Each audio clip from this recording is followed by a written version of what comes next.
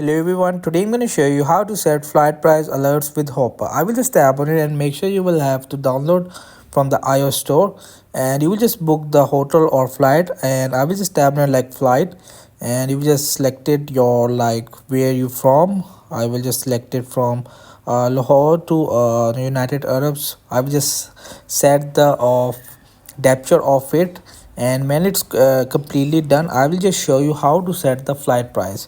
So basically right now this is the $594 of the one adult person of this flight price, and make sure you'll have to turn it on your notification, and you will just simply just tap on it like watch this trip.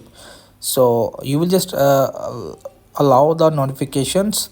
So now you will just have to watching your trip. So even the like this is the flight price, which is $594, and it will be just goes to lowest or the highest. So it will just give them from the hoppers, it will just send you a notification of the price alert. So that's it. So in this way you will just set the flight price alerts in with hopper. So hope this video helped you. Please don't forget to like and subscribe and get notified for more videos.